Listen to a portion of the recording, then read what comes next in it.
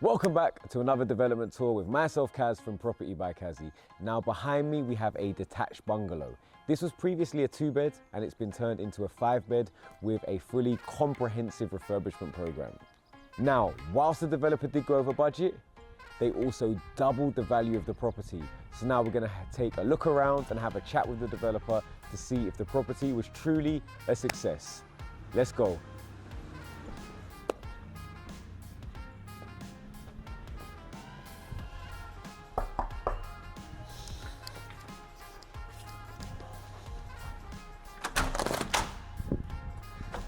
This is looking good. Here we go. Do you know what? Welcome to Nottingham. To be fair, I actually knew you were finished because you sent the evidence into the group. Yeah. But that being said, when people always tell me, yeah, come down, it'll be done in a couple of days. You know, I've delayed it a couple of times. So they're like, I wanted this to be right. Good. I wanted this to be right. It's good. Okay, so I am gonna let you do the honors. Okay. So yeah. this is your, how many bedroom? 5 bedrooms now. So 5 bedrooms. Yeah. How many bathrooms? 2. I mean, the most boring bits are probably the 2 bedrooms downstairs, well, the 3 bedrooms downstairs. I mean, they've just gone right back to brick. The whole house went back to brick. Yeah. In terms of layout, did you always plan to go back to brick? Yeah, totally. Yeah? I was okay, that was in the costing. Gut the house. Because I budgeted for that. I sometimes am an optimist, and I'll be like, oh, the walls don't feel that bad. No, but yeah, like, you get a better finish, and especially because I know initially you were looking to flip. It's kind of like you've got to make it look amazing. There was like a bit of a fireplace here, so we blocked that up. And obviously, like as you came in, you'd have seen like all the doors and windows have been replaced. I've gone for some nice flush sash all the way around the house. Yeah. And then you went for the anthracite grey on outside, then white on the inside. Yeah. I just want to keep the light on the inside, you know. I think it's a little bit cheaper too, actually. And I guess because you went for underfloor heating, you didn't have to have something to kind of match with it or sort of marry it, so you could just keep it. Yeah, it's odd, isn't it? Because it's not very often you see a house that doesn't have any radiators downstairs. But it's a nice finish like that. Yeah, downstairs bathroom. Oh, I liked it. I don't know. I feel like... You're not sure? I would use upstairs, but... Now I need to see upstairs again now. I'm not sure. I'm not going to commit to anything right now, but it's nice. Very, very nice. Where were the tiles from? They a local supplier here in Nottingham. Yeah, none of the usual big name brands, but a bit more of a specialist tiler. Yeah, no, I think like myself, I use like locals. I try and use local where I can. Like obviously the bigger brands and the bigger suppliers often get a good, can give you good service and good pricing.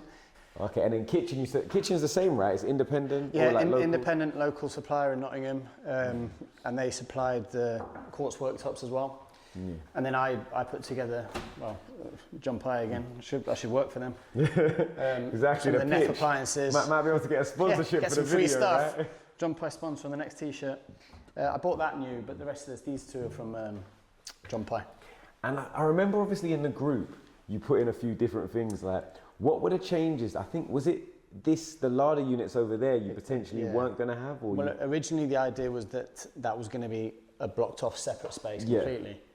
So there would have been a small door, and actually the kitchen here, there would have been a door behind here. So the kitchen would be slightly smaller, but I was going to try and keep some access into the kitchen. Yeah. Because at the moment there's only one way in and one way out. One way out, and then, But it would have been a shame for such a big space to have the kitchen finish here, you know what I mean? I just think if you've got these really nice bifolds, there's still an exit. I don't think you need another exit there. I think it's nice to have the window, just to have I think I made the right decision. This was something that I hadn't planned actually at all, now that we're talking about it. It's only when we started ripping out the ceiling and putting in some of the joists that I realised all this empty space. Was there. It'd be a wicked void, some nice lighting, natural lighting coming in with the Veluxes. Yeah, nice, very, very nice feature. And I think it's one thing you have to do. You have to be willing to kind of pivot and not just be like, right, I'm doing this and this is all I'm doing. Yeah. Because, like I said, you find space, like little pockets of space, and you've got to utilise them. It's just trying to make sure that you're doing the best with your money. Garden, as I said, freshly mowed. Yeah. It's a nice day too for a change. How much do you think you spent on your garden? If I'm just the back or the front and the back. We'll talk about you can split them up if you remember. All right, 10 grand then. 10 grand? 10 grand in the back. Okay. So, the thing is, it's a big space. I think it was 175 square meters of turf. Yeah. Obviously all the decking. Yeah, yeah. And you obviously know, your sleepers clearing where you out go up the sleepers. stairs. I had to put the new fencing in. Done nice, even done a nice little design on the top step. Little step, Gone man. the extra mile. Little It's step. little details like this that you can see someone actually really cared about the project. Yeah, definitely. And I think there's Good when guy. you walk around a property, there's a lot of times that you'll see things and you'll say, because it would have been very easy to just say, right, that's it. You know, four pieces of decking, job's done.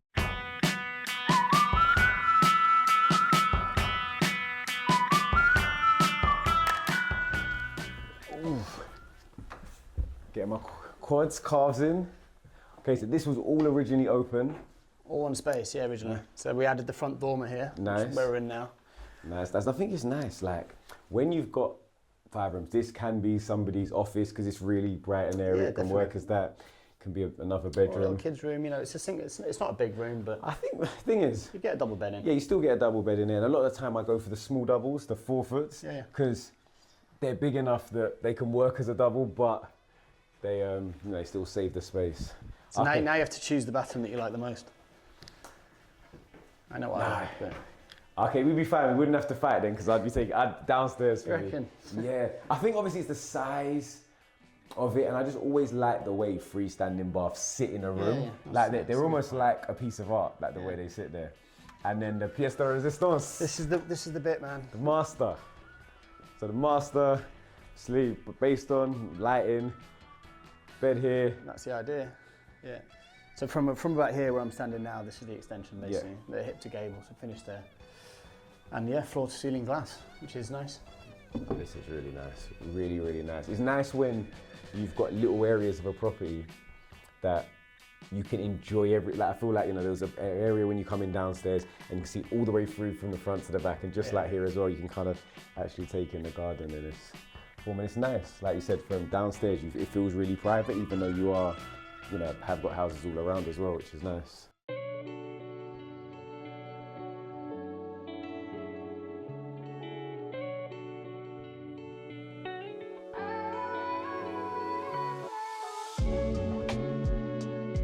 This was a big budget.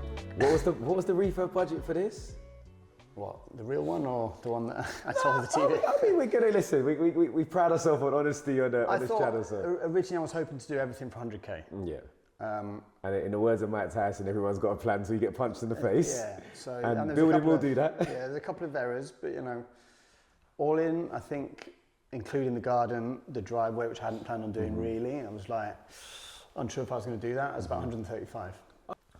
So you mentioned you did 4 projects sort of before this. Were they this level of refurb, or where were they at? Similar in terms of like a full refurb, but nothing as involved like architecturally or planning permission or anything like this one. So this is definitely the biggest project I've done.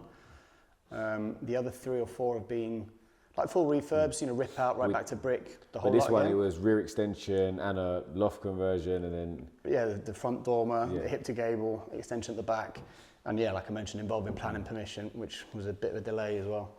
what's the planning process like? How long did it actually take you from application in to receiving planning? I think it was 10 weeks.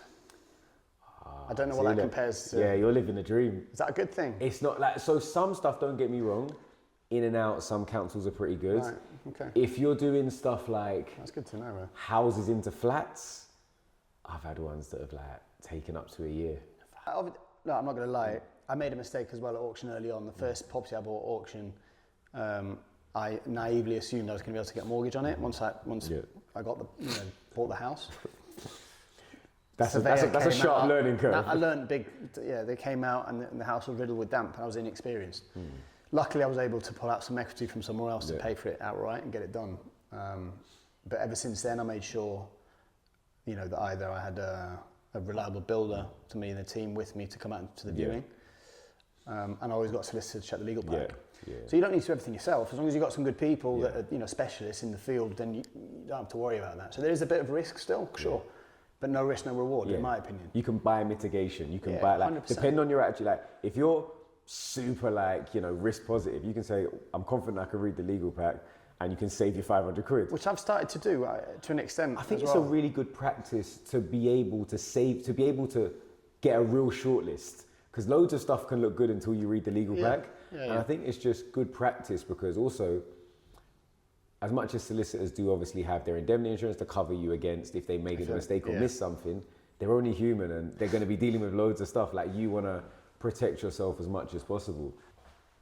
If like you were to give some advice to somebody that's in the middle of a project and is tearing their hair out because they're stressed, now that you're at the end and you know you're at the end of the tunnel, you can see right now as well. Like 4 days. We're gonna get onto that. That's you again being super risk, you know, pro risk. But just in terms of just managing and not getting too overwhelmed, any tips or anything for somebody? Well, I think I mentioned earlier, it's about making sure you've got the right team behind you, because I can't do all of it myself. And as long as you've got a good relationship with the main contractor and the main builder, and you can stay on top of it, then you're reducing that risk, I think, overall. So that would be the main thing. You know, just take a break every now and then, because things are going to go wrong. Yeah. You are probably going to go a bit of a budget. Yeah. So like you said, you need a bit of contingency. You just need to take a chill pill every now and then to make sure stuff gets done on time. Like, number one, if you're doing renovations, you never know what's behind the doors, behind the walls, but also you're not alone. Like, this stuff is, you haven't messed up because you haven't prepared for everything.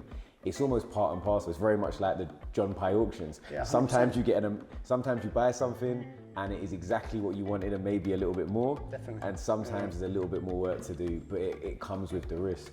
But let's talk about the numbers. So how much did you pick the property up for? 253,000. 253,000.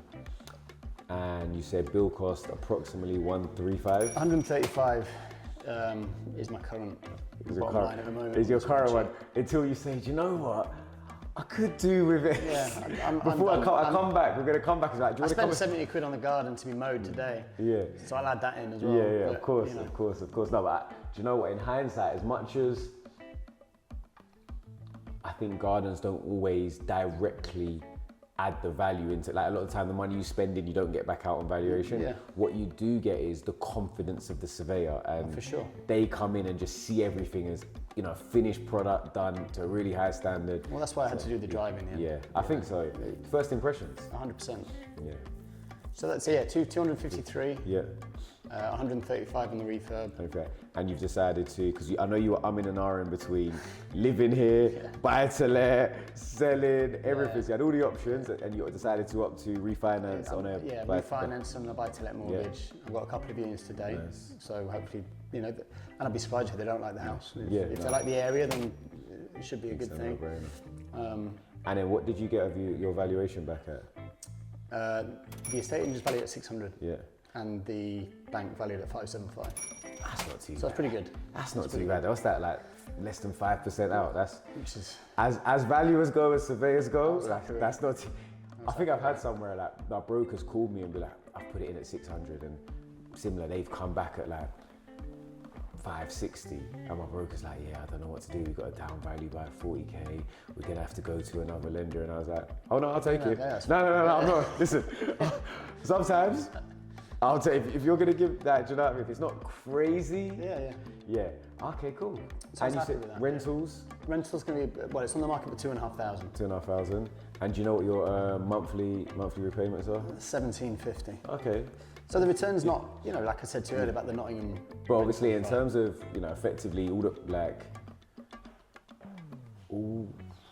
all money out, 100%, maybe leave 2-3 quid in, but. Yeah, pretty much. But no, that's good. Yeah, I mean, look, if you get an all money out deal, this adds 700-800 to your bottom line. Exactly. It's a no-brainer. Yeah, so. I'm pleased with the project. At the end of the day, it's gone well, and now I just need to make sure I pull out the money and go again. I've got to find another project.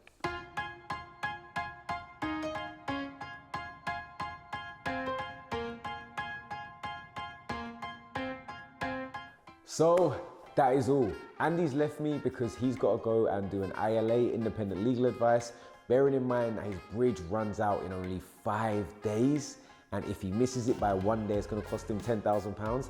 I had to let him leave, so I'm going to say goodbye for both of us. That has been another development tour. If there's anything that I missed, any questions that you have for either myself or Andy, please let me know in the comments, and we will catch you next week for another amazing development tour.